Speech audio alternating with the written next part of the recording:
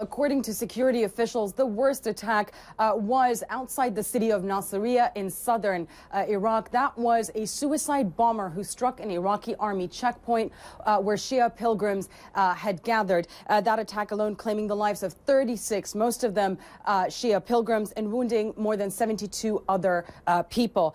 In Baghdad, it started with bombings in the Shia slum of Sadr City. It was multiple bombs that detonated in two areas close to each other. We are told it was targeting day laborers who had gathered there looking for work. And the deadliest in the capital, Baghdad, was in the northern part of the capital, in the Kadhimiya area of Baghdad.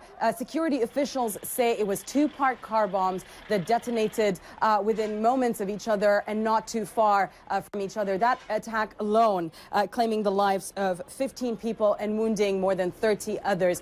This is the latest on what seems to be a coordinated strike on Shia targets in Iraq today. Michael. Jomana, we discussed the other day the myriad groups who have motivation for creating this sort of havoc. It is the Sunni who are feeling particularly disenfranchised politically at the moment. Is it too soon to link this violence to the political problems that are going on in Iraq? Problems is too light a word. It is a political crisis going on in Iraq at the moment. Is it too early to link this violence with that? Michael, with no claim of responsibility yet, it's difficult to say who's behind this. Security officials say it's too soon, but they blame it on terrorist groups. But most Iraqis that we spoke to today blame this on political disagreements, on this political crisis, as you mentioned. That crisis mainly involving the mainly Shia bloc of Prime Minister Nouri al-Maliki and the Sunni Arab-backed Iraqi list.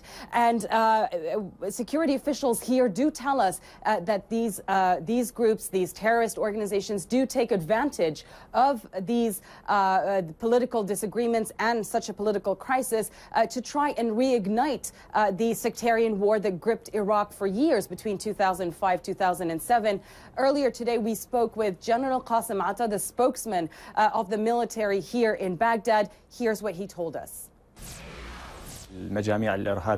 Terrorist groups choose a specific time and location to achieve certain gains, and the political situation plays a part in such incidents. These terrorist groups take every chance they get to incite sectarianism and prove their presence. And Michael, in a sign of these increasing tensions between Sunnis and Shias here in Iraq, people in Sadr City today told CNN that they blamed these bombings on Sunni politicians. You know, Jomana, I've got to talk about the politics a little bit more. There's been much criticism of the Prime Minister, Nouri al-Maliki, consolidating power around himself, taking hold of the key ministries and not letting them up, not power sharing as is meant to be happening. How real is the chance that what is a very fragile ruling political alliance disintegrating altogether?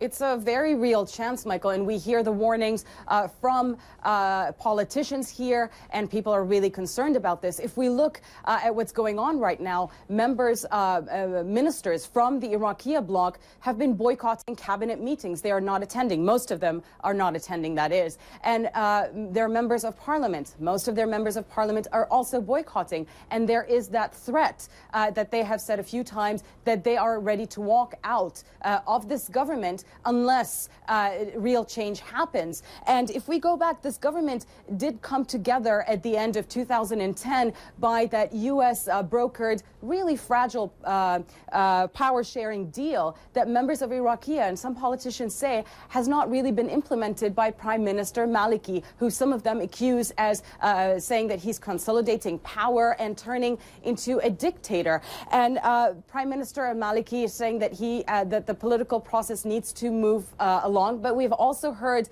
threats, Michael.